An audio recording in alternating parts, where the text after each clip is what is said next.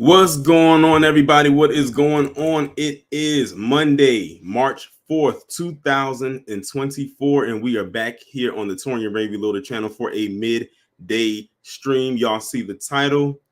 Man, we are back having to talk about a more illegal migrant madness. Y'all, many of y'all came out last week when I did the first part. Who knew I was going to be back next week with the second part? Honestly, this could be turned into an ongoing series with as many stories I get sent about them probably every single week. And I probably will start doing this as a series of videos. And I have to give a shout out to Rob over at Blacklight Revelations, because if it wasn't for his Undocumented Bros series, it probably, let's just put it this way, I got inspired, you know. But and also shout out to Tawana over in the Discord, because all of the stories that I'm talking about today, a good, I would say 90% of them were sent to me from her. So shout out to her as well. But if you haven't done so already, make sure y'all go ahead and hit that like button, hit that share button. If you are newly subscribed to the channel, I'm glad that you are here. Make sure to have the bell clicked on so you can be notified whenever I go live or upload a new video. Shout out to everybody over on Patreon, all the members on the channel over here, everyone on Instagram, Discord, and Twitter. Shout out to you as well. Now, before I go ahead and get into everything, let me go ahead and acknowledge the people who are here so far.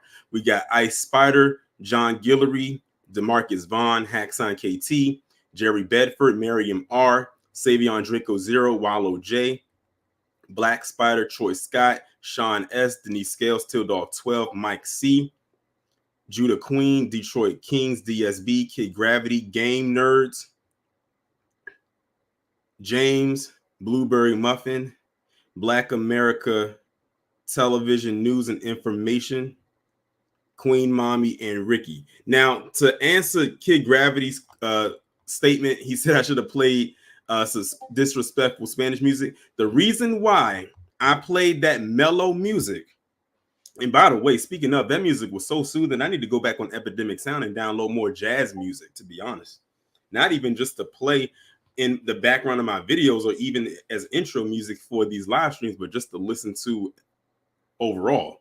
But the reason why I played that mellow music to kick us off is because I need to be mellowed out with the news I'm about to bring to you as it pertains to the topic today, because this stuff is going to get y'all in your feelings. I'm telling you right now. If y'all thought the illegal migrant madness live stream, midday stream that I did last week was something, oh, this one is taking it up to another level, and not in a good way. And by the way, I'm very glad that I now have my dual monitors. If y'all follow me on Instagram, I have posted up on my stories, I got my dual monitor set up. This is so convenient for me as a person who live streams often, So I can have the chat on one side, and then I can have the topics and videos playing on the other side, and I don't have to worry about using my phone to look at the chat and look at the screen at the same time. I'm like literally looking at both. Like y'all can't see it on your end, but of course, but on my left monitor, I have the chat, and on the right monitor, I have the videos. So I am very appreciative of that. And really, I have y'all to thank for that, because all of those super chats that y'all send in, that helped pay for me to get not only a new monitor, but also a mount so I can have the dual monitors, and also get a new desk, because I definitely needed a new desk, because the desk I had was very small and compact. So I went on Amazon and measured everything out to make sure I had the space for the desk that I want. And honestly, I could have got a bigger desk, a longer desk, but this desk that I have works just fine. It's enough space for me to maneuver. So I'm very appreciative, and I'm very glad about that. So thank you all for that. And it also works well for me at the end of the year, because I get to write it off of my taxes. So tax write-off. So I'm looking at the bigger picture of things. So with that being said, we are going to go ahead and get started. I wanted to start off with the more lighter, I guess you could say, topic. I guess you could say stories within the topic, and then go to the more heavy hitting ones. So this first one is from is on X. Someone had posted up a video where you have the south of the Borderians. Well, first off, let me read the caption first. Illegal immigrants go to a council meeting demanding housing while waving the flag from their country. So that's the caption right there. And now I'm going to play the video for y'all so you can actually hear what it is that they said. Seattle City Council disrupted as asylum seekers and their supporters once again pleaded for support. Council President Sarah Nelson saying there are limited resources here. I don't really want to participate in a conversation that should be had with county leaders, state leaders, federal leaders. Council ultimately took a break from the meeting in the middle of chants from protesters yelling on behalf of the refugees.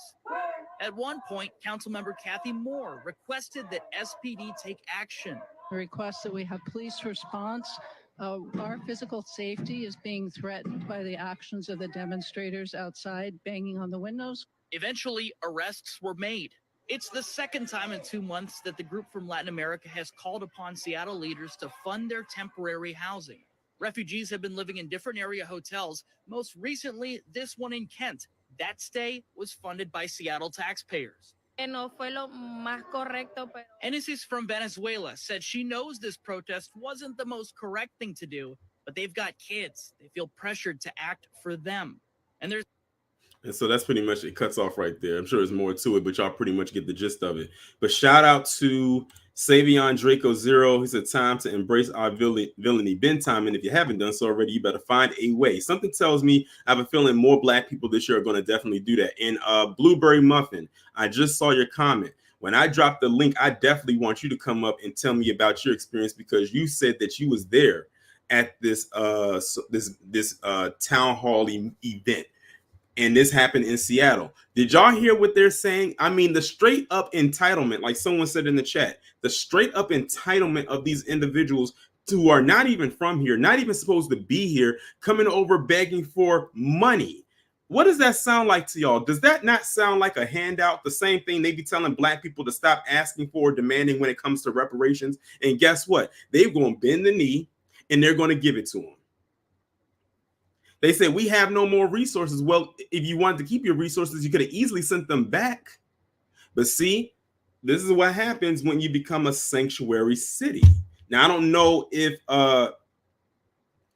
Seattle is a sanctuary city. Blueberry Muffin, you can confirm or deny that. But either way, it is what it is. And then you had that one woman at the end saying that they handled that wrong. You definitely did. But then it's going to come back and say, but we have kids. Well, guess what? The taxpayers that are funding you, they have kids and families too. And their money should not be going to fund your being here illegally. So not only does it sound like to me we're going to be getting a new criminal class, which I'm going to touch on within the next couple of topics, we are now gaining a new welfare class. Now, I've always talked about how, okay, you confirmed it. Okay, I appreciate it. I already confirmed for y'all and said that this is going to introduce the new criminal class. But now now what you're seeing, what you just saw in this 1 minute and 10-second clip, this is the new welfare class that's coming in. You saw them protesting with signs. They were waving their flag. Mind you, they're not even in their nation anymore. And they're yelling at them to give them more money. And they're not even asking. They're coming in there innate with their chest puffed out and their shoulders back, stomping in there like they own the place and demanding money out of them. They're not asking. Yet when we demand reparations and tangibles, oh, you know what? We don't have the money. Oh, you know, it's a lot of buts and it's a lot of ums when it comes to us. And we are from the soil. I'm like this. This is their problem. This is their mess. They lied. They made their bed. Now they gotta lie in it. Leave me the hell out of it. I bet you wish you would have cut them checks now, don't you?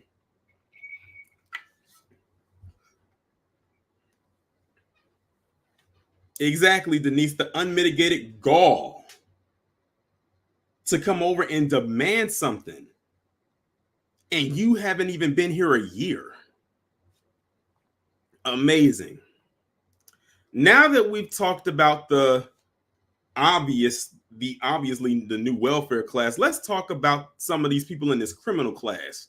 Now, I told you I was going to start off light and move to the more heavier stuff. And believe it or not, this is the lightest one out of the criminal class.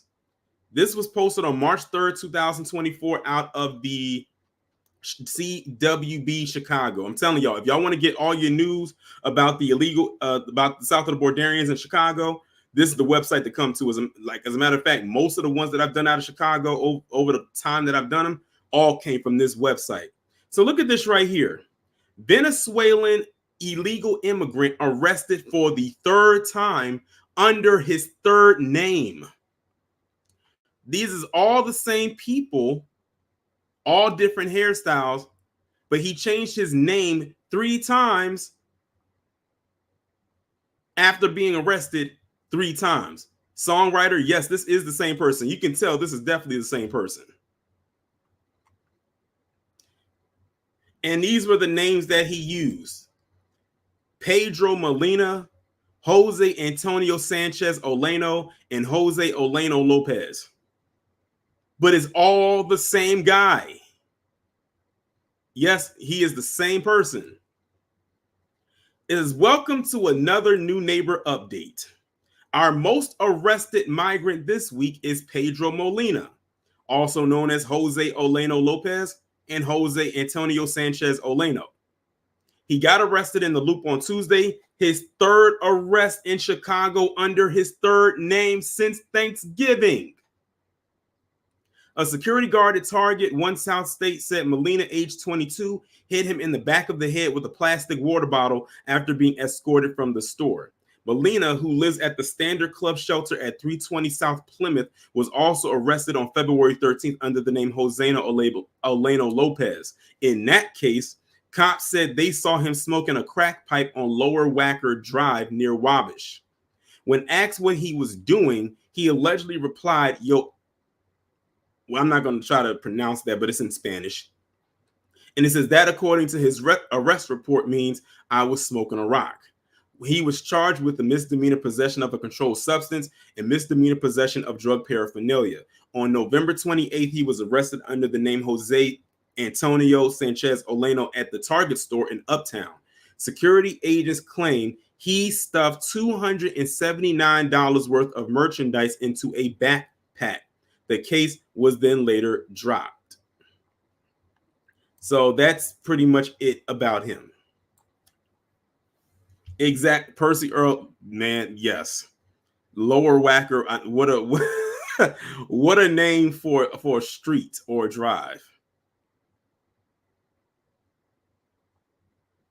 So here you got this guy who used 3 different names, all the same person, for 3 different crimes, arrested 3 different times since Thanksgiving.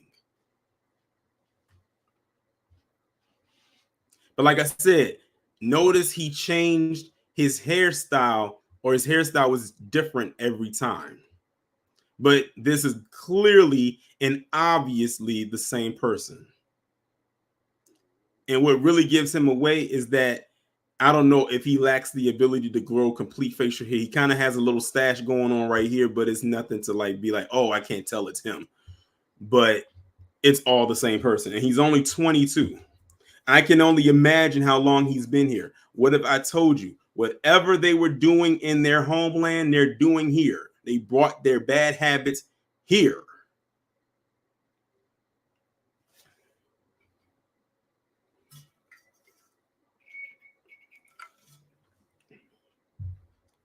So that takes care of that story. Now we're going to really get into the extremely dangerous topics. So I'm going to bring this tab up right here. And this one is coming out of, what state is this? Out of Virginia. Man who crossed the border illegally arrested for sex crimes against a 14-year-old girl. Dated February 27th, 2024. And this man's name is Renzo Mendoza Montez. 32-year-old man on 2 felony charges in connection with sexual assault of a minor. More information was released after a man who crossed the border illegally was arrested for sex crimes against the 14-year-old girl in Campbell County in Virginia. According to the Campbell County Sheriff's Office, 32-year-old Renzo Mendoza Montez was arrested on February 22nd. Montez is charged with carnal knowledge of a child without force and 1 felony charge of taking indecent liberties with a child. Officials said the charges are from an incident in January between Montez and the girl who said this was a female acquaintance. And it says this isn't Montez's first run-in with the law. Mendoza Montez is a Venezuelan citizen who was in the country illegally after being detained and released by U.S. Customs and Border Patrol in El Paso, Texas on September 22nd, 2023. Mendoza Montez had been residing in Campbell County. So he made it all the way from El Paso, Texas, all the way to Virginia.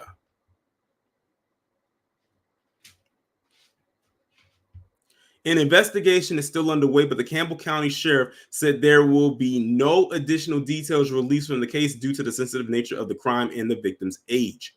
We are especially sensitive to the fact that these crimes involve a young juvenile who lives here within our community, Sheriff Whit Clark said.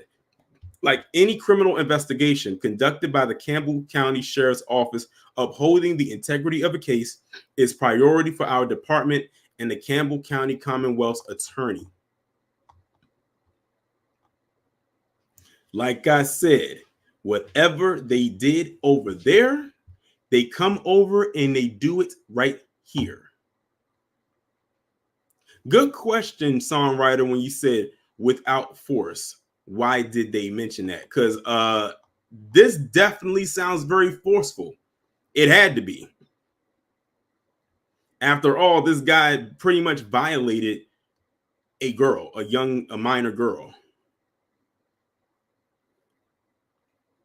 And I tell you, they probably had priors in whatever nation they came from.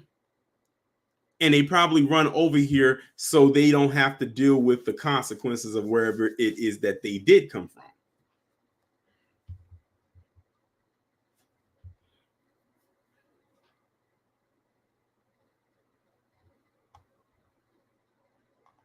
Exactly, Deneen. Minors cannot give consent. And I told y'all the stories are only going to get more heavier as we go along, because this isn't even the worst of them. So the first story we talked about, you had the ones who was out there yelling with their hand out. Another one, you had committed 3 different crimes, arrested 3 different times under 3 different names.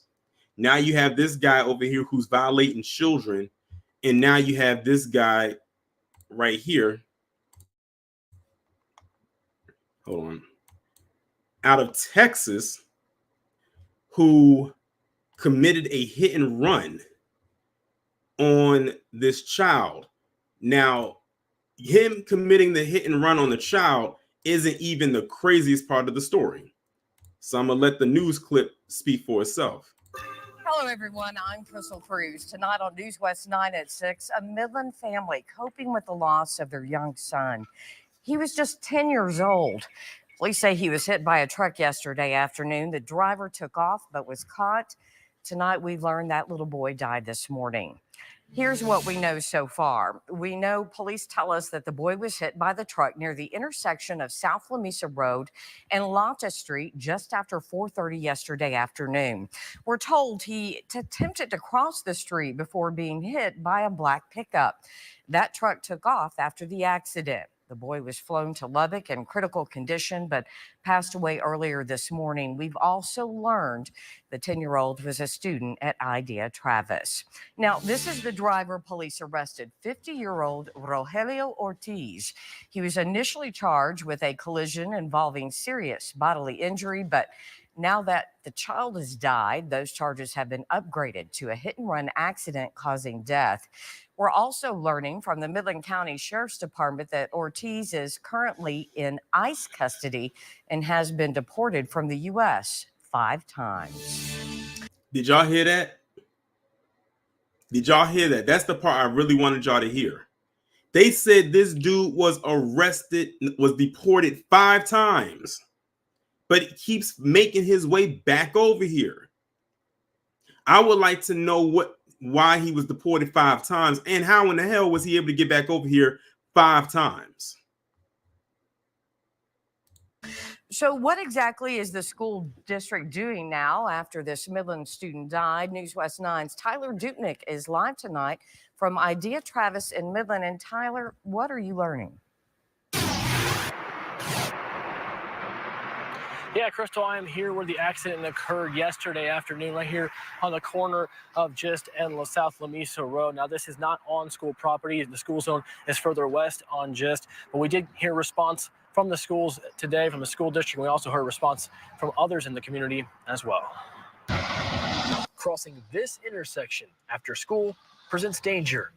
For a 10-year-old IDEA Travis student, it cost him his life.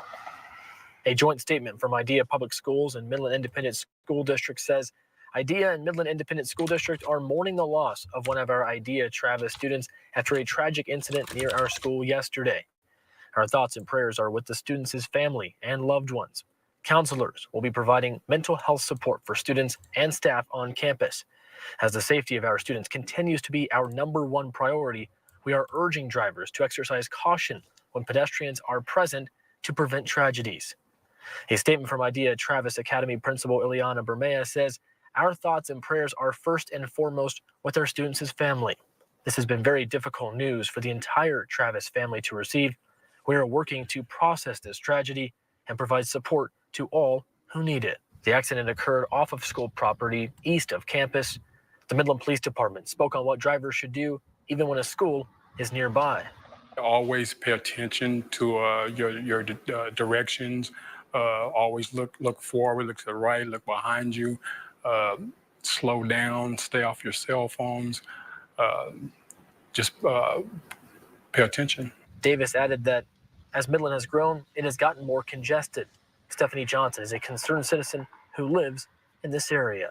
Years ago, they used to have a crosswalk. They used to have a place where kids could safely walk. And now they took it down because of school zoning. Johnson wants the speed limit lowered from 45 and believes something has to change on South Lamesa Road and East Gist Avenue. My heart goes out to that family. It should never happened. One person. All it takes is one person to change something. Now, Crystal, I was able to speak with District 2 Midland City Councilman John Norman earlier this afternoon on the phone, and he told me that an intersection the traffic light was in the works for the intersection right here in the 2024 budget. So they've been working on this. It's in the works. They just haven't been able to quite put it up yet. He added that they understand the traffic problems out in this area. Again, they're working to get that done in this year's budget. And ultimately, this is just an unfortunate situation, he added. Reporting in Midland, Tyler Dupnick, News West 9. All right, so y'all heard that right there. And it's one thing that this news clip left out that they did not put in there, and that is this right here.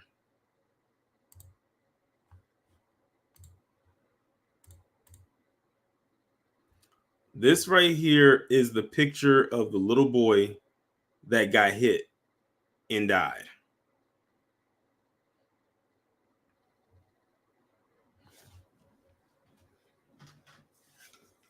So to Wallow J, you put up the stats of the demographics of the area. This boy fell into the 7%.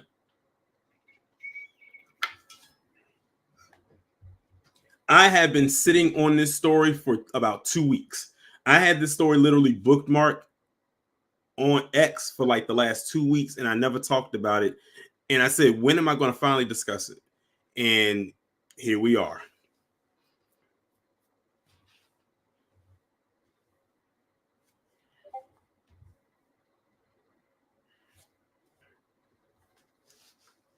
So, yep, that is the boy who got hit by this south of the Borderian who shouldn't have even been here and ended up losing his life, deported 5 times. Ridiculous.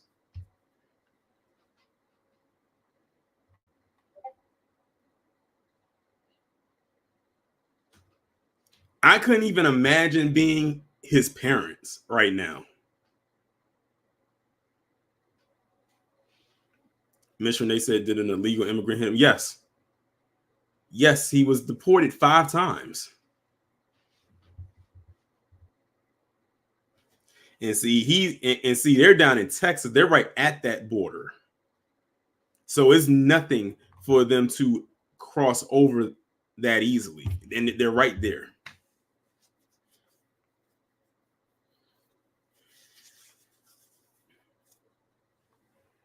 But yeah, RIP, to him. Condolences to his family. As for the person that actually did it, who knows where the hell this is going to go? I know where it should go, but will it is the actual question.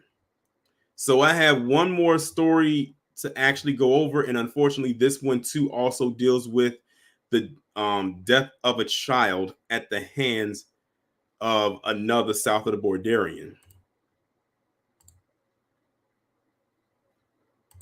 And that's this story right here. Now, this one hits close to home for me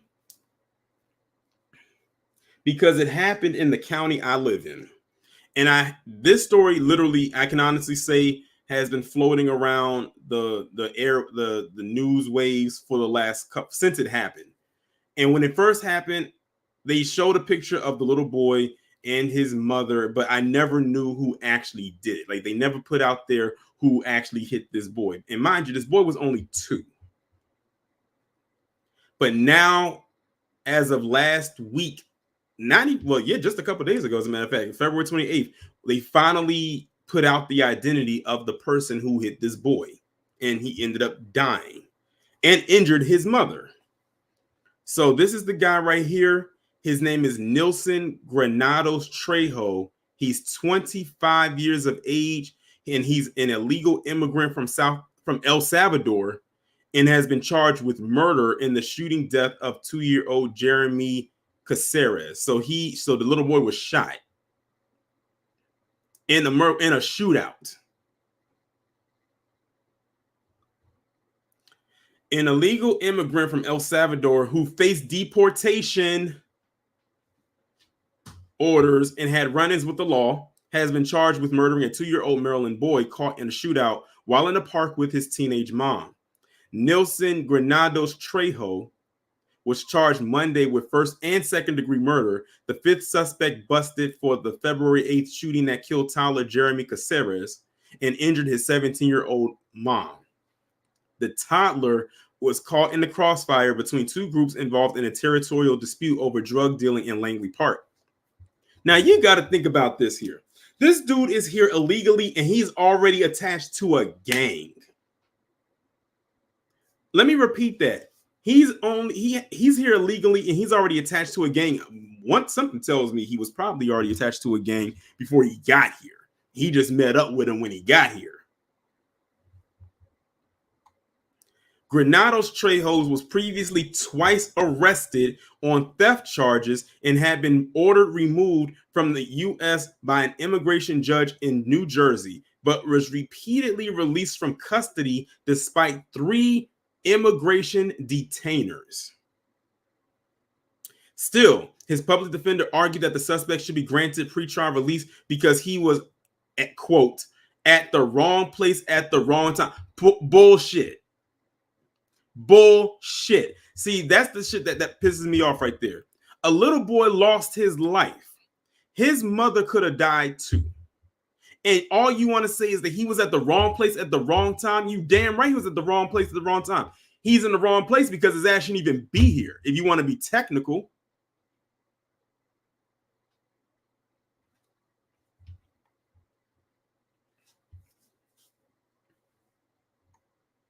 Assistant State Attorney Giovanna Miller, however, noted that Granados Trejo is a co-conspirator or an accomplice in a murder and has previously failed to appear in court at least 3 times. Have y'all noticed that's another trend? Whenever they're supposed to be in court and have these court dates, they never go to them. That's been a trend that I've noticed ever since I started talking about them. Whenever they got a court date, they never show up to it. He said he previously failed to appear in court at least 3 times while also using several aliases. So he's just like the first story we talked about, or the second story we talked about, with the guy who was arrested 3 times under 3 names. Judge Donica Varner Lewis agreed that he is a flight risk and ordered him held without bail. Finally, somebody who has their head attached to their shoulders. 4 other suspects have been arrested in the case. Israel Fuentes, age 33, Johnny Alejandro Terchosa, age 28, and 2 teenage boys, a 15 and 16-year-old, both charged as adults. And this is the picture of the little boy right here who lost their life. Fuentes and Tercios are said to have been in one of the groups in the shootout, while the 2 teenagers were in another. Granados Trejo admitted to police that he was riding in a stolen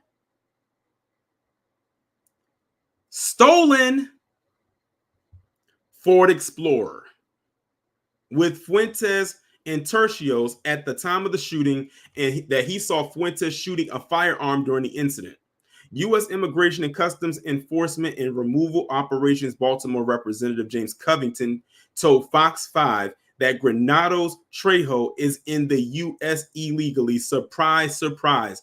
And this right here is a picture of the little boy's mother, and they look just alike. Them jeans were strong because the little boy looks just like her. That's crazy. A Justice Department immigration judge in Newark, New Jersey, ordered him removed from the country on November 7th, 2022. But on March 21st, 2023, the Montgomery County Police Department arrested Granados Trejo and charged him with theft, according to ICE records cited by Fox 5. The agency lodged an immigration detainer on the suspect with the Montgomery County Detention Center, but it refused to honor it, and he was released on March 27, 2023, just a mere 6 days later. Montgomery County Police reportedly arrested Granados Trejo again on September 26 on charges of theft as well as attempt to obstruct and hindering. ICE once again lodged an immigration detainer with the MCDC on September 27th, but he was released from custody on October 12th. The day after his most recent arrest was announced, a 3rd immigration detainer was lodged against Granados Trejo with the Prince George's County Detention Center in Upper Marlboro, Maryland, the outlet said. What have I told y'all over the times of me doing these commentaries? That they're going to start off lightweight with their crimes, such as theft, but then they're going to escalate and they're going to get more extreme. So let's go over the stories, okay? The first story that I talked about today, you had them going to the town hall demanding, not asking, but demanding with their handout, that they get more money, in which the taxpayers would have to foot the bill. The second story involved one person committing all these crimes but using different identities to do so. The third one, you had one who violated a 14-year-old girl. The next one, you had one who drove and hit and ran over a 10-year-old boy who was deported 5 times. And now you got this guy who killed a little boy and injured his mother. That's why I went in a particular order with these stories to show you how extreme it can get. And in this case, in this instance, how extreme it has gotten. And it's not even warm yet, y'all. It's still cold in some places relatively.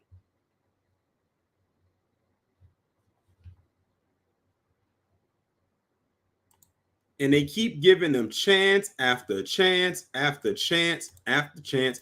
And they continue to fuck up. But I want to hear from y'all. So I just dropped the link down in the chat. If anybody would like to come up and contribute, the link is right there for you in the chat. Go ahead and click it. I know y'all have some things to say, and I can't wait to hear what you have to say. And Blueberry Muffin, if you're still in here, I definitely want to hear from you because I want to hear the details behind that meeting that happened down there.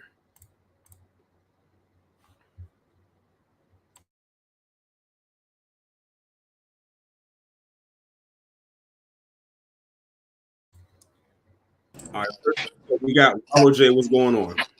How you doing, Tori? I hope everybody's doing all right, man. This is just getting crazier and crazier. And like you said, it's not even warm yet. Mm-hmm.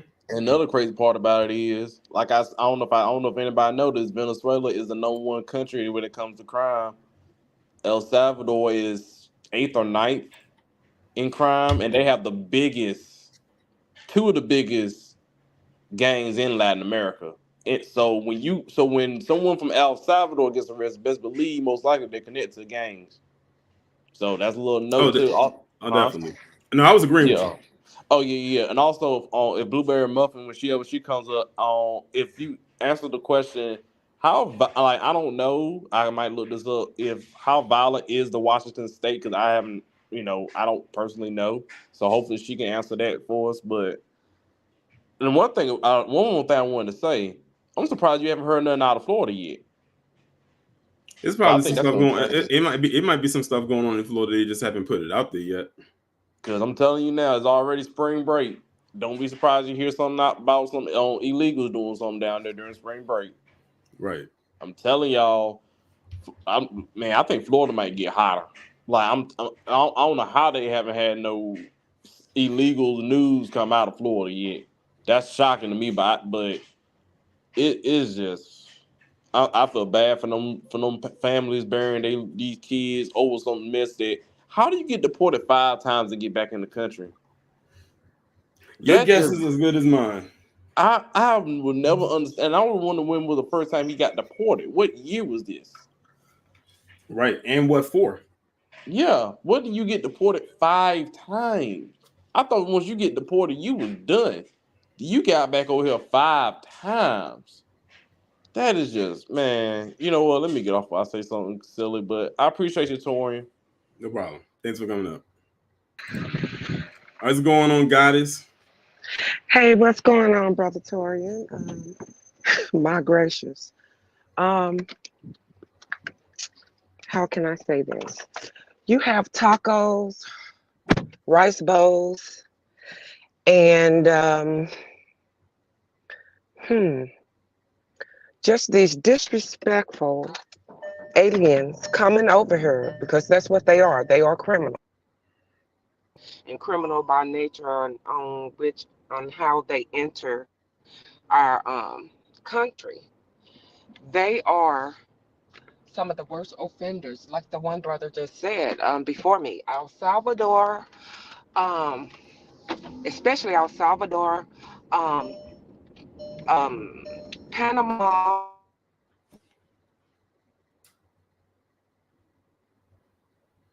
Goddess, it sounds like you kind of cut out. countries or areas, when these people come from there, they already come over disheartened or doing some type of form of criminality in order to make ends meet or living from where they're from. They're into all the smuggling. They're into even growing, growing all the poppies and things of that nature, or whatever they harvested the drugs from. They are known. They have large compounds. Like, I mean, it's insane. And then we can't negate the fact that a lot of this stuff is also backed by our government. So we're getting hit twofold. They're coming in, borders wide open like a prostitute's genitals, and then you have the fact that they are backed most 99.9% of the time by some form of alphabet boy and or the our military. So they just push and erasure agendas on both sides towards us, but they don't understand how karma work. I don't see karma as a get even thing. No, karma is neutral. Karma is the great balancer, the great equalizer. So what you put out, you will get back. But also, it is incumbent upon us we cannot wait for a government that is our open enemy, or the ruling class that is oppressing us, or any others, because like Dr. John Henry Clark said, we have no friends. We must protect ourselves, protect our communities, and it's just time to regulate. Divine order, divine street justice. Thank you, brother B1. Appreciate you. Shout out to Goddess for coming up. Before I bring up the next person, shout out to CK Mystic for the $4.99. So it's funny how quiet conservatives and raccoons are with the migrant crisis. Of course they are, because that's not on their radar. Them buck dancing is their order of the day and every day. All right, cool. Now we got Blueberry Muffin. She's gonna come up here and give us the rundown because she was at that meeting. I want to hear about this. What's going on? Hi, good morning, good afternoon. Well, I went to that Seattle City Council meeting because I work with two nonprofit agencies. And we went there to see how City Council is giving everybody the shaft. I want you to know that Seattle has a half Black, half Asian mayor. And the so-called progressive whites have dropped and lifted up their masks. Their entire covert racist agenda is now out in the open. What's happening now is that many of the church-based and other private nonprofit groups, they're the ones that put the city council members on there, and all they want is just the corporate money. That's it. A lot of the current members of Seattle City Council were not just general members of the public. These people are business owners. These people own their own nonprofits, or they own other businesses in the area that want this new class of people to come in so they don't have to pay any taxes. All right. Seattle has one of the highest rates of taxes, and Washington State itself has a regressive tax that hurts us. When I say us, it is targeted towards Black folks, because all across the board, we don't make any money. All right. When I say any money, I have to scale it to the high amount of money that's here in Seattle, because the average yearly salary is higher than the rest of the country. So when I say that a lot of the Black folks around here make between $85,000 to $100,000, that's still a lot of money, period. But relative to a lot of places, let's say like your Houston or something, that would be equivalent of making $65,000 to $80,000 a year. So what's happening now is that the conservative people who control everything in Seattle. Don't let them fool you. They took over city council. They got a motion that's coming up that Seattle wants to remove sanctuary city status. And they're thinking about doing it after the primary, which is next week. Washington State primary is next week. A lot of the Seattle city council members, I'm talking out of turn, but I'm saying this because we need to know. A lot of the Seattle city council members are part of the Democrat machinery statewide and nationwide. Okay? This is a concerted, what is it? This is wiping out the rest of the black middle class in Seattle. I'm not exaggerating one bit. The white folks who are here, who lie and call themselves progressives, they don't want the illegals here because they know what's going on in Chicago.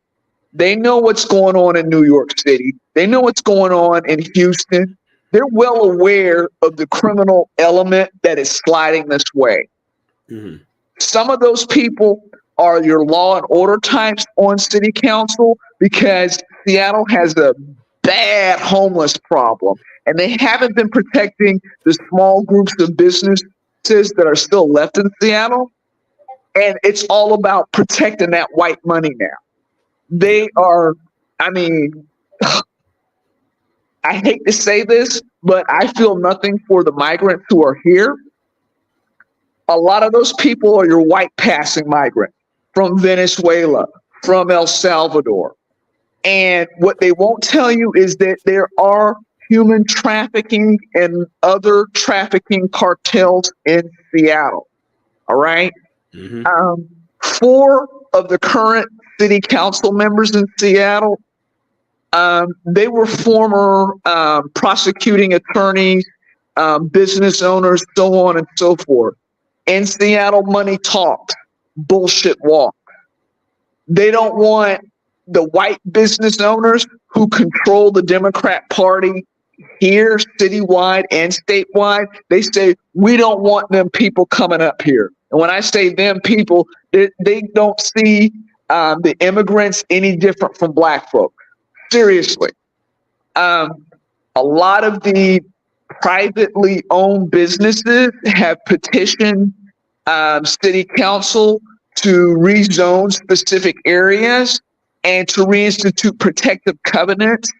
So these businesses won't hire illegals, won't even rent to illegals anymore, because in Seattle, some of the government entities were giving out housing vouchers or basically paying illegals rent.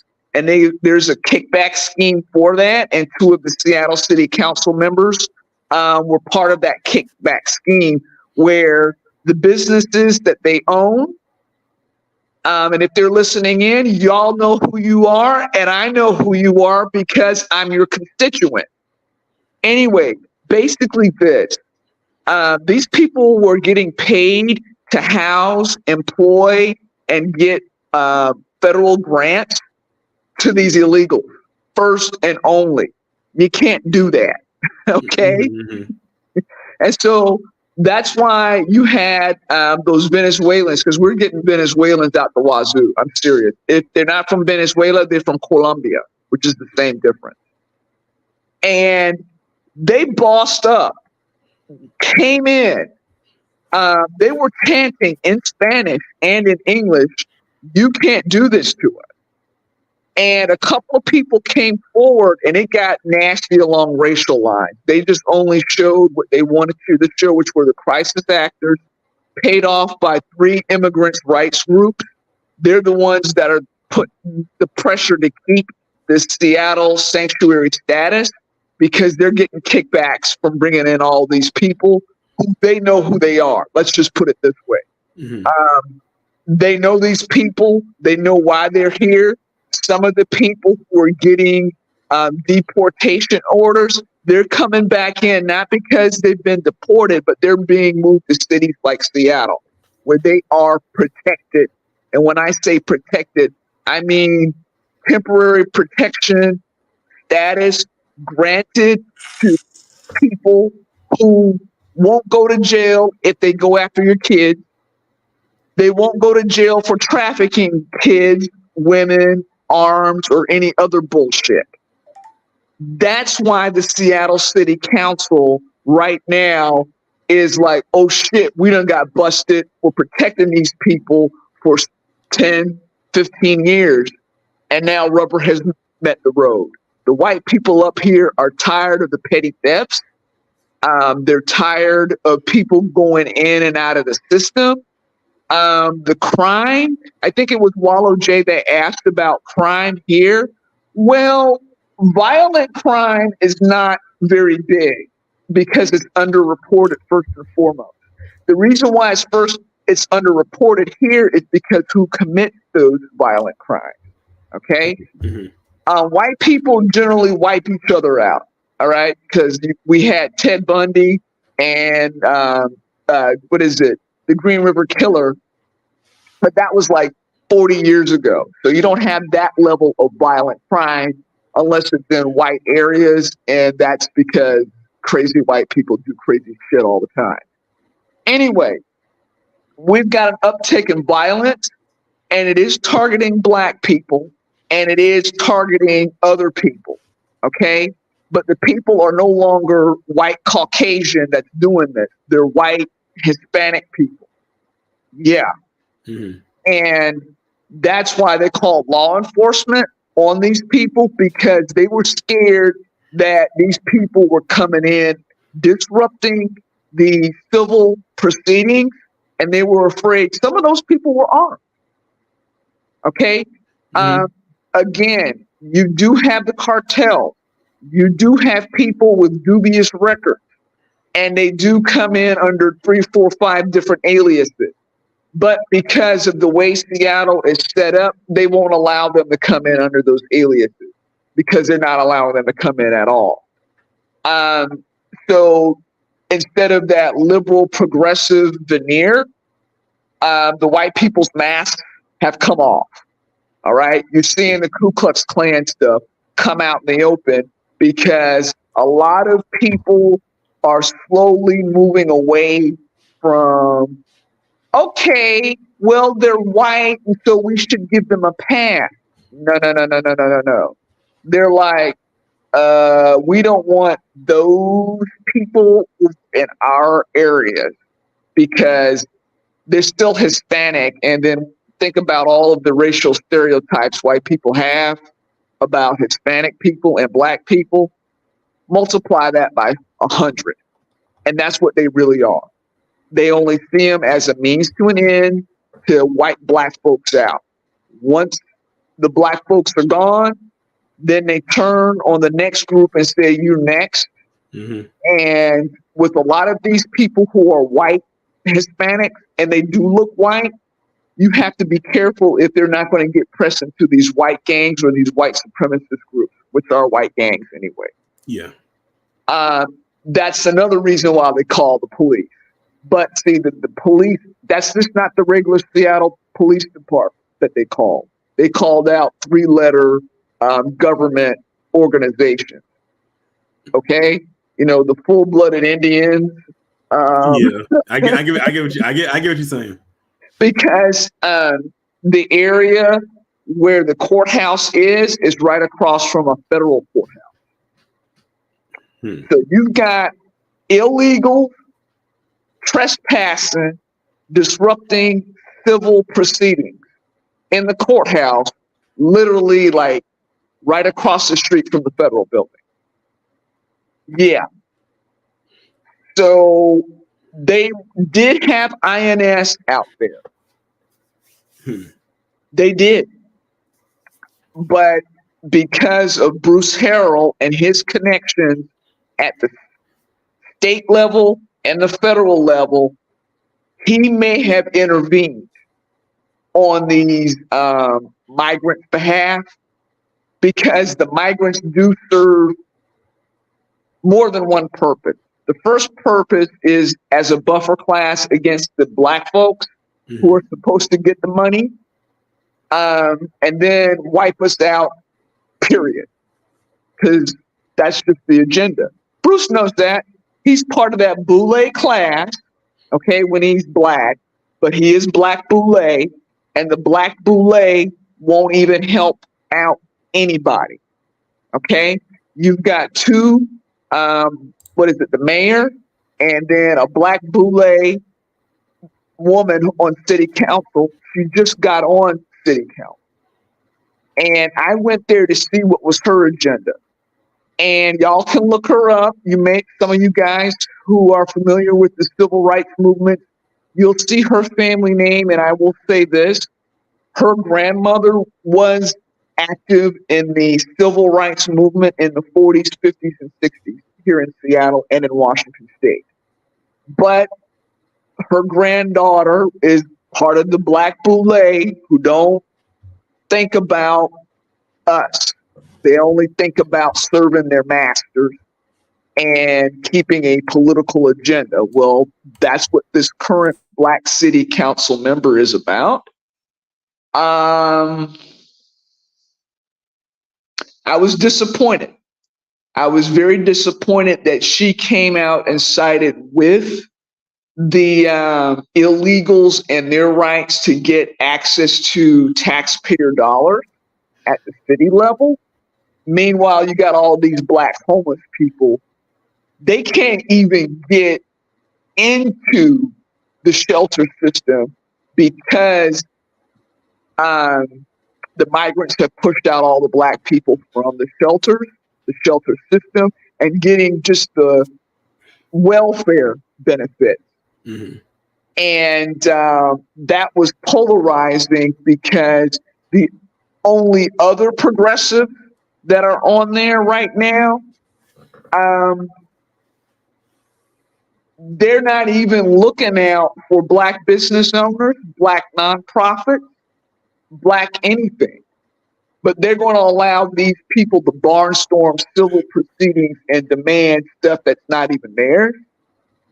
Yeah. Mm-hmm. That's why the couch is looking real good. Yeah. And then when it's like they don't have any type of consequence for their actions, like someone said in the chat, then that's when they become lawless. Well, they were already lawless to begin with. They're just more out in the open. Mm-hmm. Because the people who had once protected them are no longer covering for them because they're Hispanic. Remember, because white supremacy takes both sides of the issue, the lawlessness serves a purpose for these whites when it's exterminating us. Exactly. Once we're gone, they're going to turn that lawlessness on their agents, and they're going to start in on them, and the laws won't protect those white adjacents anymore. Mm-hmm. That's the problem with this buffer group that's here from Venezuela, Colombia, El Salvador. They think that they are already part of the elite system and the elite status. They believe that, and there's this wrong-minded belief that's going around, that the government of Venezuela is the same thing as the government in the United States, and whatever temporary protected status that they enjoy here was an extension of the Venezuelan government, so they don't have to follow U.S. law. Yeah, that was part of that entitlement you guys saw. Yep. Same thing with the El Salvadoranians. They think that because of whatever government agreements that allow them to come over here, they don't have to go by our law.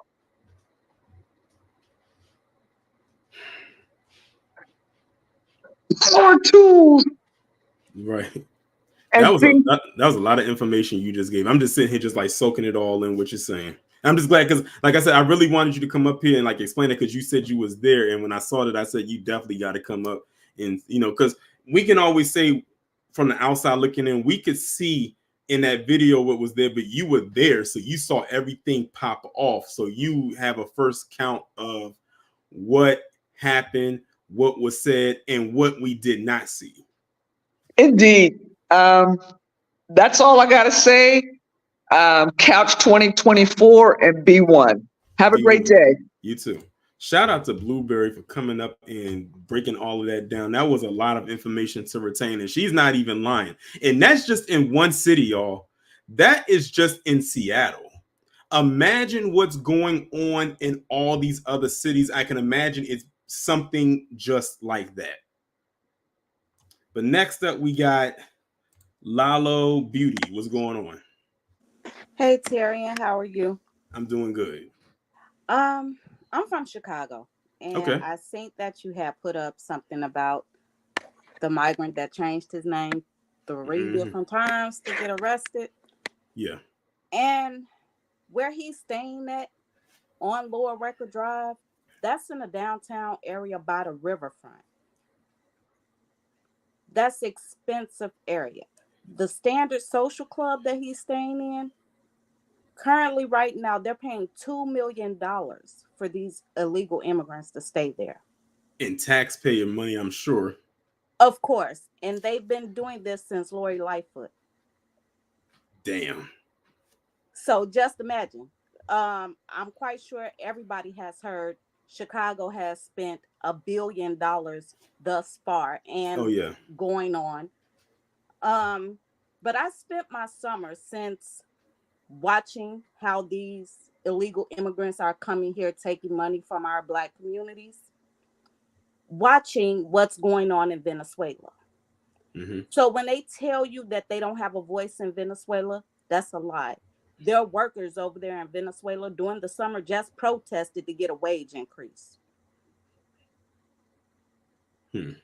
So when we say that they're releasing people from prisons and mental hospitals, sending them over here, that's exactly the truth. Oh, definitely. I peeped game on that. I said they're sending literally their criminal class over here. I said, I bet you many of the people that's coming over here committing these crimes, the criminal element that they're sending over here is not new to them, because they were doing something over there and they left from over there and they're coming over here and they're dumping their criminals on us. Yes, and these are the people that don't want to work. Oh, without a doubt. Without a doubt. They want a handout. As we saw in that first video.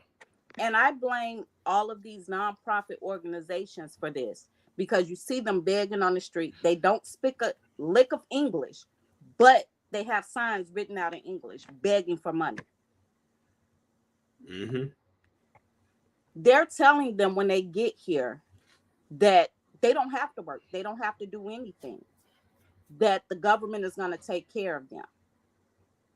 I actually saw during the summer, Russia was doing war tactics in Venezuela, trying to persuade them to join the BRICS. So Venezuela is on the verge of joining the BRICS. If people don't know what the BRICS is, the Russian government, Chinese government, they're in plot to overthrow the United States government. And Africa is joining in with them as well.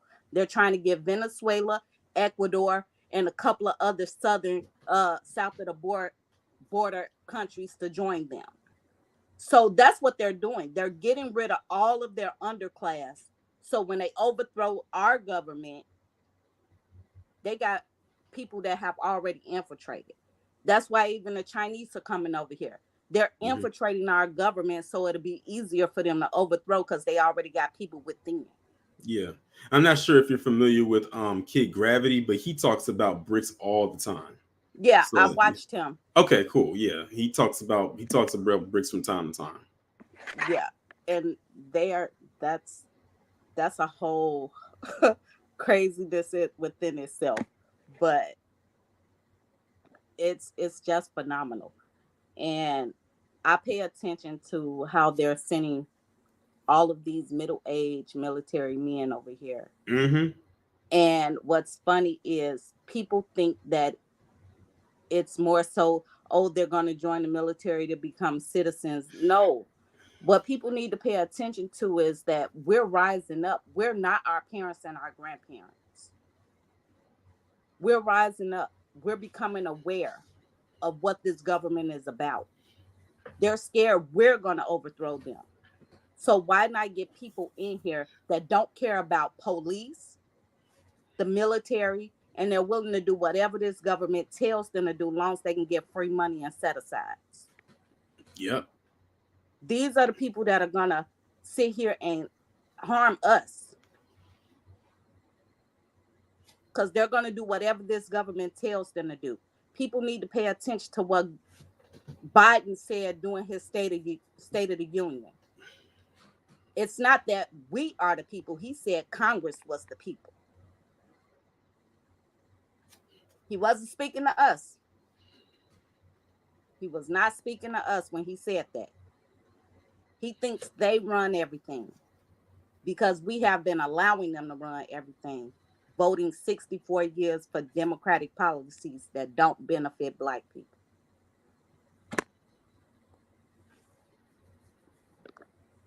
But the couch is looking good now. So I don't know. I listen. I told somebody, I said, when it comes to the couch, I said, you want to get me a little vote sticker? I said, fine. Get that little vote sticker or that pen and put it right on that couch. Mm-hmm. As a matter of fact, it's gonna be so funny, if people had like a ballot and they took a picture of the write-in and they put the couch. Exactly. And say, exactly. That's what it's looking like. Like you said, the couch is looking like a very strong candidate. Yeah, because they're trying to hide this Democratic National Convention here. And what's so funny is that whenever you try to get permission to protest, they're automatically denying it. Mm. So they won't give you permission to go protest when you're supposed to have permission to go protest, and you tell them how many people are coming with you, what organization you're from or whatever. They're denying it. So they did this to the white protesters. Black people are not trying to get permission, because how we're looking at it is, when Biden signed this parole act to allow these illegal immigrants over here, he gave them special privileges.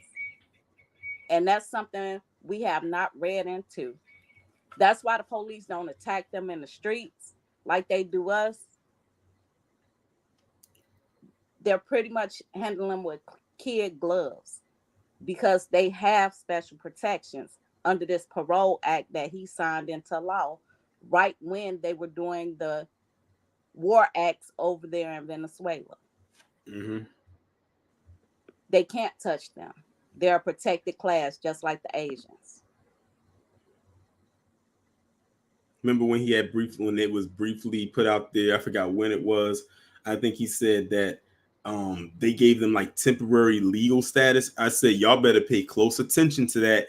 They say Yes. temporary now, but then in the next breath, or how they'll interpret it is, we got permanent legal status. Exactly. And that was around the same time Eric Adams was trying to get them voting rights. Yes. And here in Chicago, like I said, with the 2-year-old getting murdered, it's going to be more of that because Pritzker has now allowed them to become police officers. Mm. And it's going to be a clusterfuck. Yeah, like and the thing is, we called this. I said back when all of this started to happen, I said they're allowing their criminals over here. It's going to start off as light as far as them just committing thefts. That's light work for them because, they're just stealing material items like that's not costly to anyone's life. But now that I just provided y'all today with 3 stories, and mind you, all 3 of those stories that I provided to y'all that involved with the death of someone or the violation of someone, 1, all of them happened within a month's time. 2, all 3 of them dealt with children. 1 14, 1 10, and 1 2. But the only thing that the media is not talking about, they talk about this sex trafficking, but they have to think what these women did for money when they did not work, did not want to work, and they don't have public assistance like they do in the U.S. and Venezuela. Mm-hmm. These women were prostitutes in their own country. They sold their children. They did everything. So they're bringing that same thing here to the United States. Over in Woodlawn, I have family live over there. They can't even allow their children in the park because these women are prostituting in the parks. Damn. They're sitting out there. The men are there for protection. So while they're out there selling their goods, so to speak, they won't be robbed. They're robbing old people in the park. Old people can't go to the park. And this is over there by the University of Chicago, right off Lakeshore Drive. This is expensive areas that they're moving these people into, where people are paying $26,000 and $3,000 for rent. And they can't go jogging in the park. Their kids can't go to the park because they're getting high and prostituting in the parks.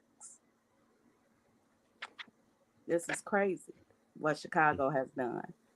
But I guess Brandon kind of woke up because he says he's not funding them anymore. Oh, well, that's the thing. He woke up a little too late because they probably got all the funding that they needed. I mean, like the damage is already done. It's gotten to a point where it's damn near irreversible. Oh, yeah.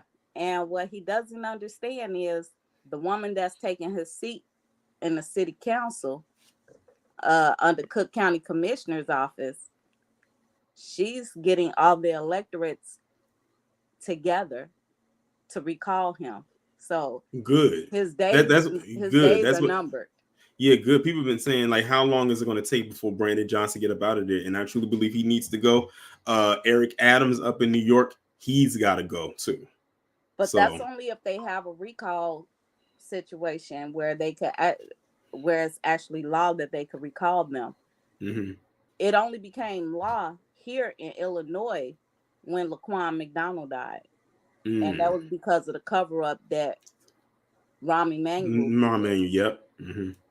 The cover-up that he did, we made it that they had to put it on the book that we could recall a mayor. But, you know, politicians, they do their sneaky, underhanded crap, and they made it where the electorates had to be the deciding factor. They actually had to start it up and then get a petition. And it's like, who's not going to sign to have him out of here? Exactly. But thanks for your time. No problem. Thanks for coming up. You're welcome. B1 family. B1. Shout out to Lalo Beauty for coming up. Before I bring up the next person, shout out to My Codes for becoming a member of the channel. And also shout out to Cyberdime100 for the $9.99 super chat. It's a Torian Rain Reloaded, a true educator. B1, bro. I appreciate it. Next up, we got I Left My Sombrero. Finish it, my friend.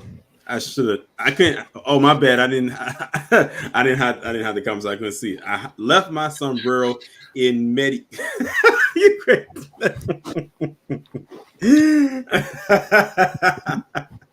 Wow. What's going on, KG? Why you wegando, my friend? Why you play so much? Why you Black Americans play so much? Is it because you found out that we invented the hip hop? Oh God. You been talking to Fat Joe again? No, Fat Joe is a Cuban. I am a Mexican. We don't like Cubans. We don't like the Cubanos. Okay, they got nice black means, but that's about it. Let me stop before I get your thing flagged. Let me stop. But yeah, the illegal immigrants, bruh. I was talking to Lucas and them for like 3 hours last night, bruh, about this. New York is dead, but they have a chance to go red. I know that I didn't mean for that to rhyme, but maybe like I say, 2024, maybe it's over. Because let's say he gets in, you know he gonna say something out of line, talk about everybody. I catch you in here illegally, you done. They all might run. Who knows? But this whole illegal migrant situation, I mean, I have to say, you know what? I don't like Kemp, but shout out to him. He said he put the law in the book that said we're not a sanctuary state. Don't even ask. They don't even bring the buses down here anymore. They go through the airport, so they're already screened, and then they just dropped that law talking about, oh, we can profile, we'll just say, as long as it's in good faith. So, we might have a bunch of Spanish people that leave the state. This is good. Y'all have more room. You should come to Atlanta, sir. You should come down here and live. There's gonna be a lot of transplants. Oh, they're still doing it. It's like the number 3 rising metro area. So Yeah, they ain't gonna stop. Yeah, I was talking to somebody I went to high school with, and she was telling me, because she currently lives in right now. Well, she's from Baltimore, but we went to the same school together, not in Baltimore though, in PG County. And now she currently lives in Charlotte, but she was living in Georgia before she moved to Charlotte. And then she told me when her lease is up, she is moving back to Georgia. Yes, sir. Yes, sir. Yay, old gamer, you're right. I am. And so is your mom. Damn. Don't start with me on a Monday. Don't get me early, because I'm gonna go in on that white boy later. Don't and then on my stream. I know. I'm not trying to catch no strays on my stream. Yeah, I'm not gonna do that to you. I respect your platform too much. Hey, old gamer, since you want to talk all that, 3:30, sir. Wait, is that a troll from your channel? I don't know who the fuck that is. Okay. It's okay. Yes, I am an African tether. Let me go get my blow dart and hit you in the neck. Wait, I'm disrespecting your platform again. I apologize. But anyway, back to these migrants. I say we all go to the border and just cross so we can get free shit. Might as well. I mean, why not take the $20,000 they're going to give you and the free bus trip and the truck, because they're giving trucks in New York City? Why not? Can you use a truck, Torian? Maybe. I mean, it'd be good for your exercises. You could you could be like Mark Henry and tie it to your waist so you could just drag it along. I don't want those problems. But this is just funny that you ask for reparations. They give you every excuse in the book, but all a migrant got to, well, we're not going to call a migrant. A border jumper will tell you, I'm trying to escape from Honduras. Okay, here's all the tangibles that you'll need. Oh, you need free housing? We got that for you. You need a free car? We got that for you. You need lunch money? We got that for you. We got to put your kids in school? We got you. But people that have been born here and put blood in the soil, they can't get shit. We got to hope that we get money back on our taxes. Right. We'll look back on this when we're old and we're like, what a time to be alive. Exactly. And it makes you wonder what the landscape going to look like when we get to that age. Oh, it'd be paradise, because, social media won't be a thing anymore, and you guys already have your reparations, and I'll probably be sending off my little ones to college, and I'm like, the house is finally free. And then the discourse will start back again, because they're descendants of the lineage of evil, going to try to start back up again, but we'll ignore them so they'll get no traction, and Fox News won't exist. Oh, definitely. Oh, I'm down with that. Oh, yes, they'll be beaming the social media into our brains. But we'll still be here, New Black Media. But anyway, I am going to go relax, blow my nose, and get ready for 3:30. Yeah, I'll be over there. Yes, and old gamer, bring it. I'll show you how much of an African I am. And on that note, I did not mean again to disrespect your platform. And, shout out to Swahili. And I left my sombrero in Mexico. Come on, Tori. Come on, Papi. Let's go, Papi. You want to play baseball? You crazy. You want to play baseball? Baseball almost stopped, Papi. Come on. You crazy. There's about 70 new Spanish players. You must know all their names, Papi. And one of them is not David Ortiz, Papi. Okay, I'm going to stop calling you Papi now. Right. What is a wallow, Jay? What are you wallowing, sir? Are you crying? Come on, Papi. You sound like almost every person at every bodega in New York. Yes, but the cat is the owner. Always remember that. The cat is the owner. and the Okay. security. All right. All right. All I'm right. out of here. All right. All right. All right. Adios, Papi. KG is a fool. Okay. Last person we are bringing up today before I close everything down is Kev C. What's going on? Hey, well, hello, Mr. Rain. How you doing? I'm doing. I know everybody calls you Tarian. I call everybody Mister and then whatever it is and the thing. But is that okay? No problem. Yeah, I've been doing that for a little bit, so I hope that's all right with you. But yeah, I didn't catch you initially, but I did go back and review some of the stories, and I'm gonna go back and look at the replay and talk about the stuff that I missed. But I did catch some thing that was very interesting, especially that story about how it's very interesting how they're leaving out that now,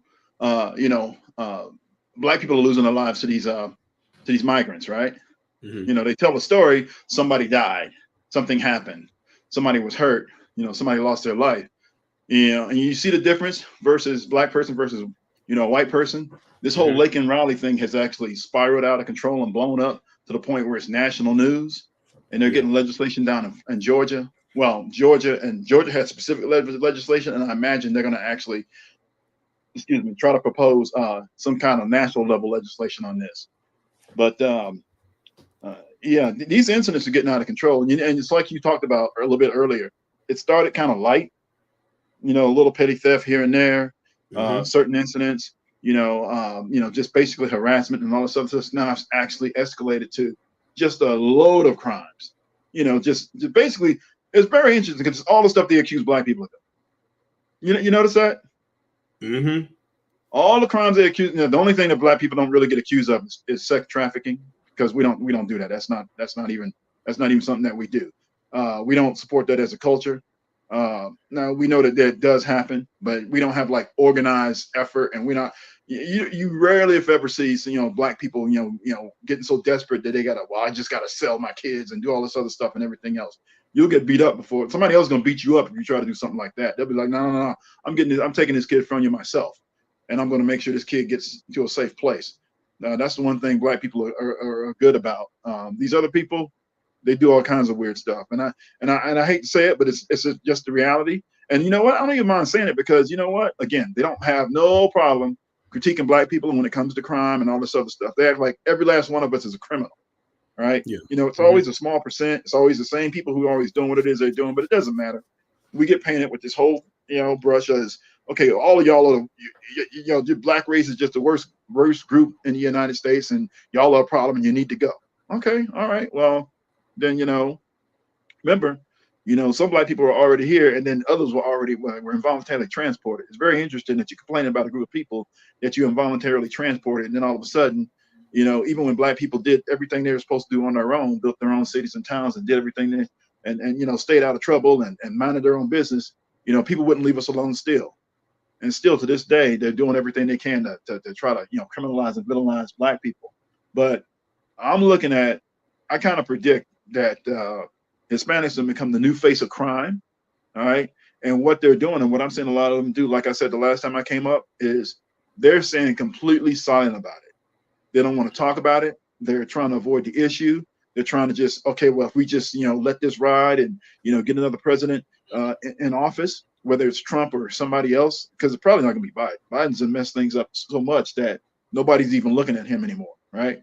Right. Even black people, which is a good thing, something we should have been doing a long time ago. The only thing I will say about that thing is, I know you guys are saying, vote either nobody or kind of stay home or whatever. I'm still looking at anybody who has any policies that I like, starting with economics and all this other mess that's being created. But my main thing is, economically speaking, if there's any policies that help me out, then that might be somebody I'm looking at. Now, I know nobody ever talks to black people directly. Nobody ever says, well, I'm going to do this for black people, I'm going to do that, because nobody ever does that. But if there's some policies that they're doing, that they implement, and that I support, that's somebody I can look at. So that's just one thing I would. As of right now, it seems to me that on Biden's side, as y'all probably already saw with the video that I posted up before the stream started, he wants, he's talking to people in black-owned barbershops, probably Yeah. be about a whole bunch of nothing. And of course, you know, shortly after, or maybe even before, I can't remember exactly when, he wanted to talk to a single black father and his 2 sons, all while eating fried chicken. And I can imagine that conversation went nowhere too.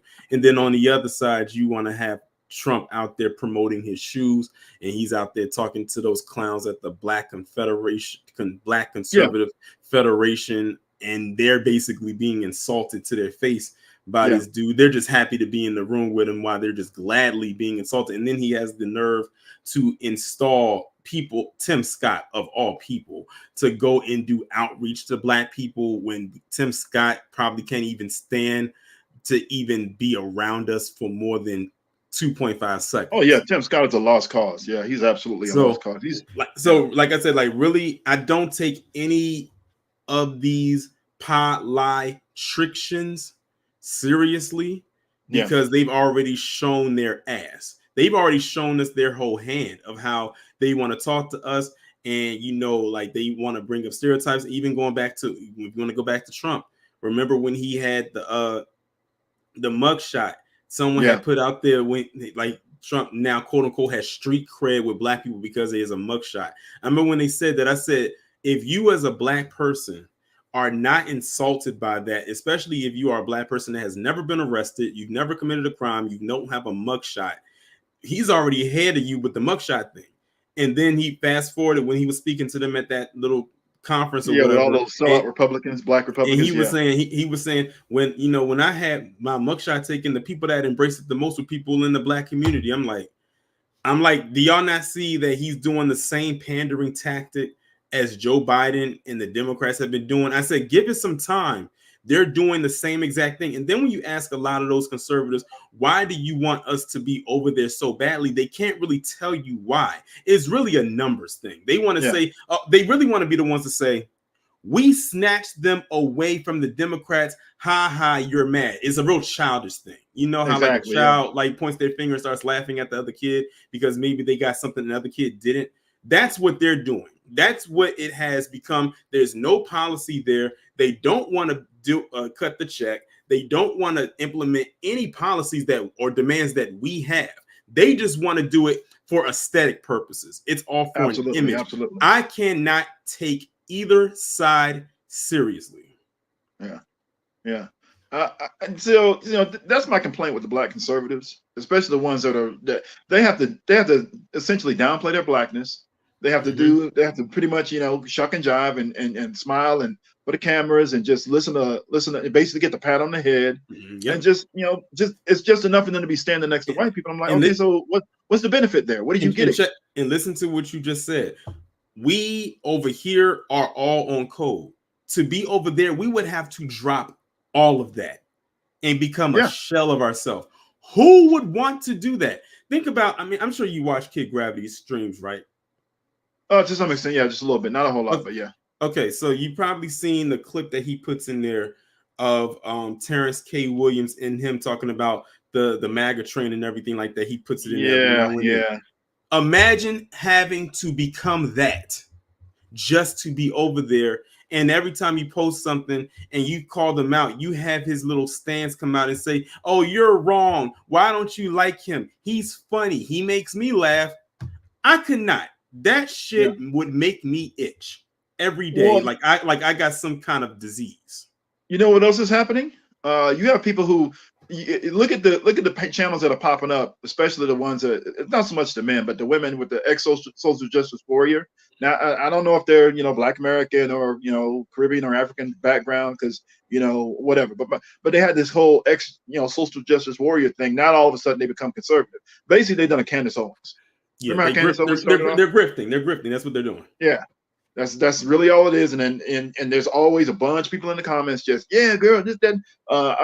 There was this new lady that just popped up like 6 months ago, and you know, if it's a Black creator, I just kind of automatically subscribe so I can come back to them later and start getting their notifications. But then once I find out what they're about, I'm like, oh, okay, all right, I see you now. I see you.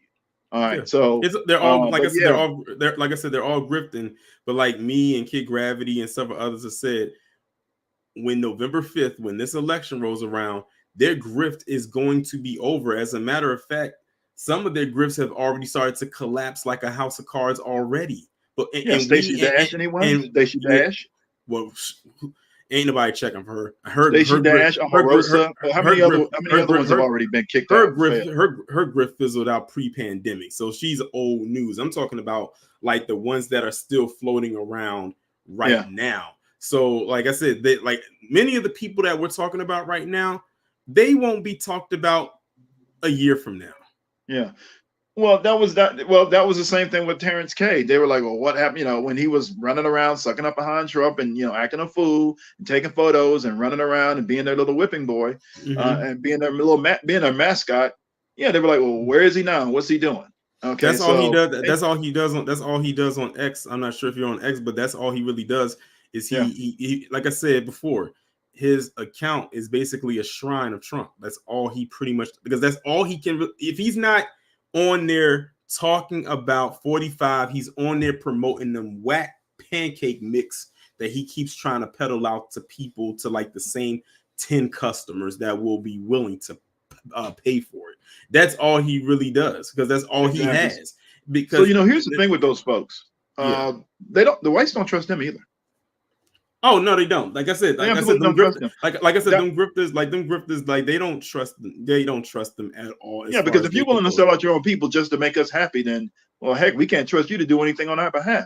Exactly. And even if they did, then they got to watch them like a hawk, and you know, like to really, you know.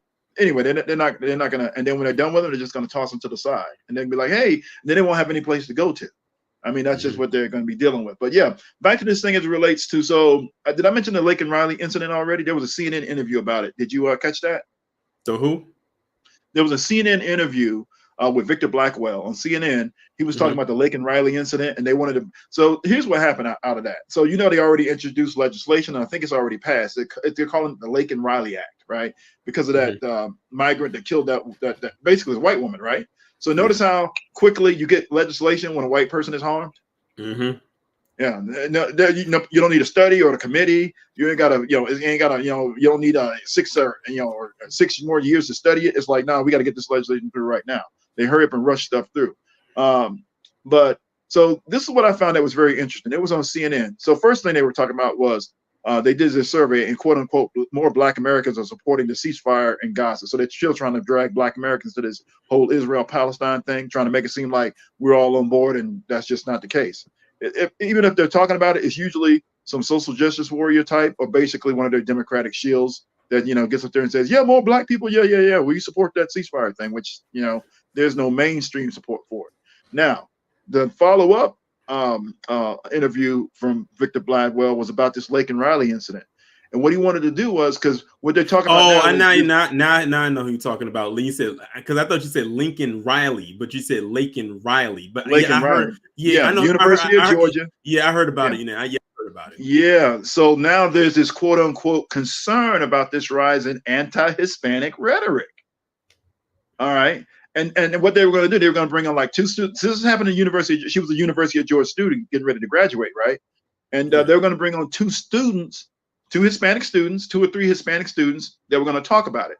And they were getting death threats. And their parents said, hey, no, you can't go on that show. I don't want you to talk about it. I don't want you to expose yourself.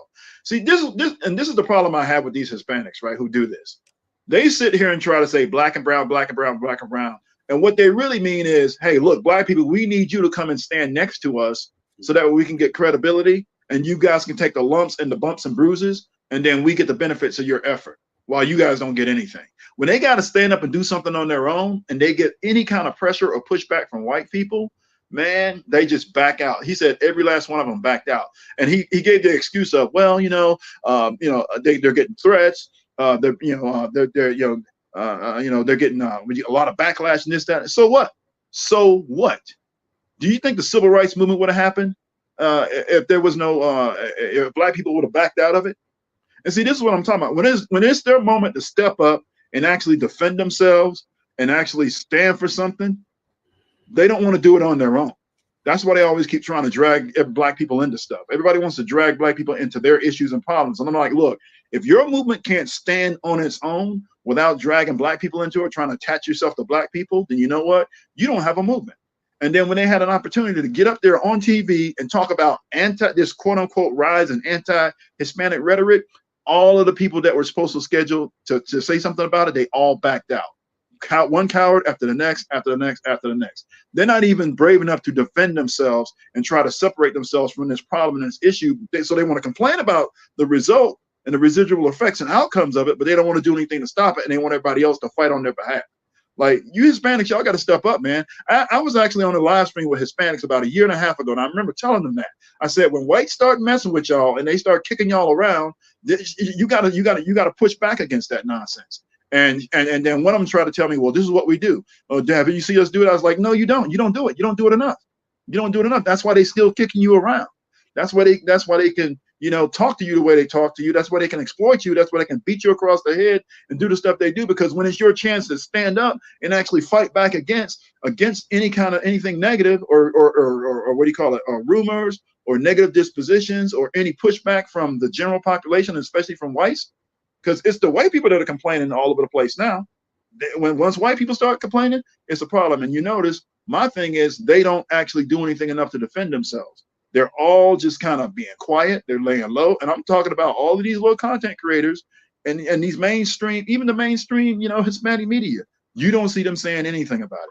They're barely talking about it. They just want this thing to just ride out, let it go, let these Hispanics, the migrants that are making all the problem, try to put the blame on them and just hope that the other white people don't get too mad at them to actually start doing what they did with to the Asians during the pandemic. Now I'm gonna tell you what I think is probably gonna happen. They're gonna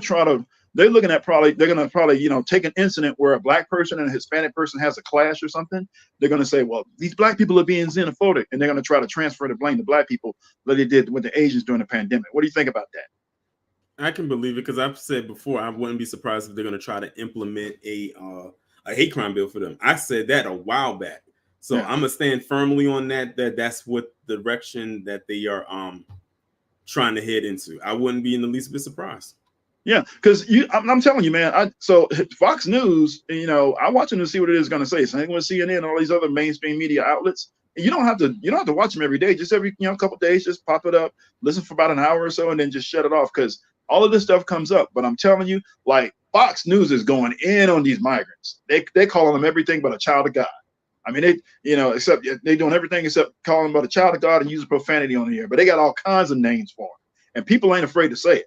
Now, they don't push back against that. They don't say, oh, just being anti-Hispanic, anti-Latino, anti-migrant, and xenophobic. No, they don't do none of that. But now you got videos of black people screaming at black politicians, and you got, these are migrants mistreating black people. See, so I'm expecting that at some point there's going to be a clash. It's going to blow up because what they did initially was they dumped all of these people in black neighborhoods, right? They're hanging around. They're harassing the students. They're harassing women. They're breaking into stuff. They're taking over all these. They're doing a whole bunch of stuff that's negative. And there was one video, and I don't know if it went viral or not, but one woman said, "Hey, look, we black out here, and we gonna handle things and get this under control if y'all ain't gonna step in." Now you could take that to mean whatever it means, but street business is street business, right? And when stuff happens, and then people try to go, oh, well, look at what the black people are doing to Hispanics. Oh, it's just so terrible. No, you're not supposed to take a bunch of people who are criminals and dump them into black areas and take away black resources and then give all the money to them and then say, well, we ain't got enough for y'all. We got money for them. And then these people are doing nothing but causing problems. That's literally a powder keg waiting to happen. That's what they've created this problem. And then the one thing they like to do is go, well, you black people voted for this by voting for the Democrats. No. So I always push back when somebody says that. I'm like, look, ain't no Democratic politician walk up to a black person and said, hey, look, we're going to take a bunch of people and dump them in your neighborhoods. We're going to deprive you of resources. We're going to get the money that should go to you and your schools and your recreation centers and your programs are supposed to help you out. We're going to take that money and give it to somebody else. Ain't no black politician ever said that to anybody, because if they came right out and said that, then nobody would vote for them. Yeah. So this whole thing, well, this is what you black people voted for. You keep voting Democrat. No, they just lie, or they hide the information or whatever it is they do in order to get black people to vote, or they just say, well, the Republicans are racist or some dumb nonsense like that. Look, this thing, I can see this going sideways in so many directions, and somehow, some way, I can see the mainstream media whites and Hispanics figuring out a way to put the blame on black people.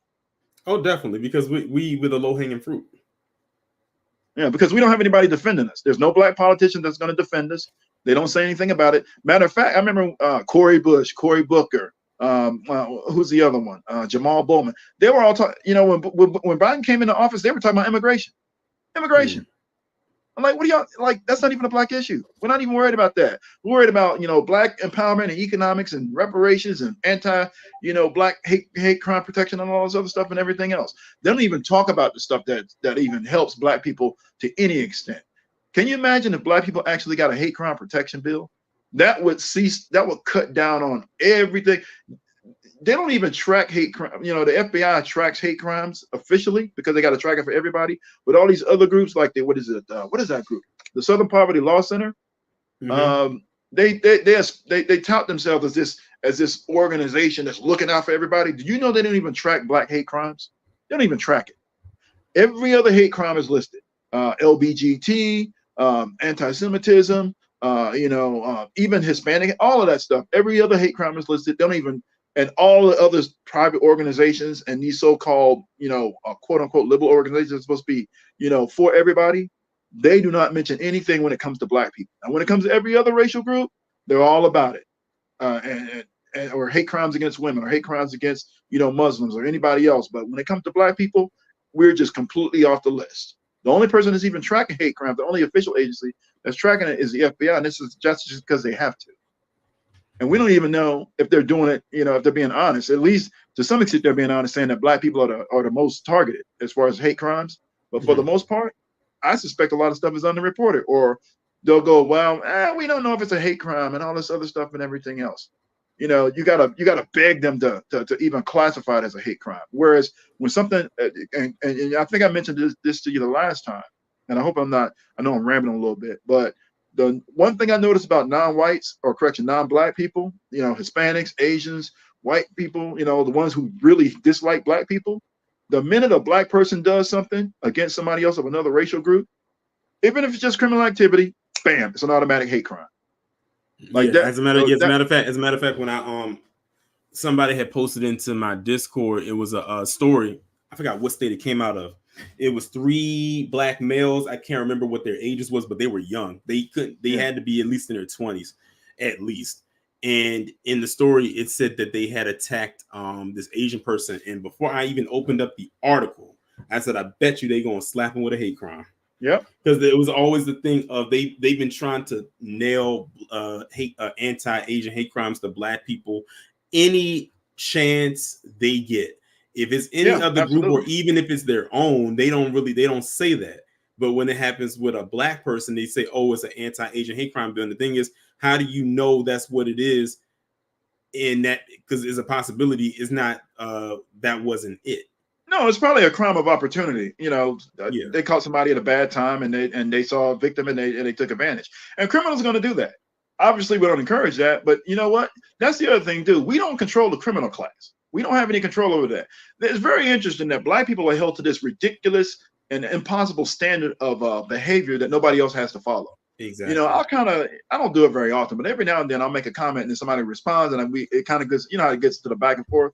I know you say you kind of got away from that, right? But every now and then I'll do it.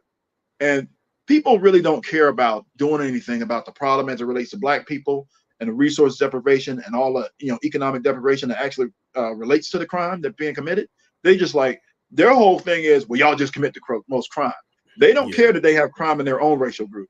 They don't care that they have homicide and trafficking and drugs and addictions and theft and larceny. They don't care about any of that. None of that matters. The only thing that matters to anybody, if they're not black, is they're not leading in the crime stats. That's the only thing they care about. Mm-hmm. So basically, they're willing to sacrifice their own. Because my thing is, okay, so if it's bad, if crime is bad for black people, isn't it bad for y'all to be doing it over there too? Oh, we ain't gonna worry about that. Y'all just have y'all are the highest, people in as it relates to those criminal statistics. They don't even care about it. They don't care that girls are being harmed, women are being harmed, people are losing their life, loss of property. None of that matters. They're willing to sacrifice that as long as as long as they can always say, well, y'all commit the most crime. And remember, when they do that, they're not making a distinction. They're saying all of us. They don't go, well, it's a small percentage. Mm-hmm. I actually looked it up. Don't get on X, because then that's when they like to post like those propaganda charts Yeah, that look like they were all made in those charts and Photoshop. memes and Yeah, everything like else. that make absolutely no sense. Hey, Yeah. Kev C, I don't mean to cut you off, but I'm trying to actually shut the stream down. Okay, yeah, no, I and do. you were the Yeah. last person. Yeah. Okay. Yeah. That was pretty much all I had. I just wanted to hit the Lake and Riley incident. How Hispanics are not really standing up for themselves and wanting everybody else to do it, to do the work for them, and then this whole thing whereby we might get blamed for all of this nonsense, even though we're not guilty of doing anything. Like, be prepared for that. I'm telling y'all, be prepared for that. But thanks, man. Appreciate you letting me up. No problem. And that is going to conclude the stream, everybody. Shout out to everybody that came through. We reached 360 people on a Monday afternoon. Shout out to everybody that came through. Shout out to Savion, CK, Grandma Coast for becoming a member, and Cyberdown 100 for the super chat. And Cyberdown, I got the Cash App too. I appreciate everybody that came up and contributed. Definitely a huge shout out to Blueberry Muffin for coming up and talking about what happened at that meeting out in Chicago. Not Chicago. In Seattle. I definitely greatly appreciate that. We will be back on here tomorrow with the 11 a.m. Eastern time premiere video, which based on the poll had to take 2 polls because that one ended up in a tie and had to be a tiebreaker. And that is the Triple P on Sneeko. That's going to be a very, very interesting one. So I can't wait for y'all to see and hear that. But with that being said, everybody, enjoy the rest of your day, and we will be back on here tomorrow. Be safe and be one.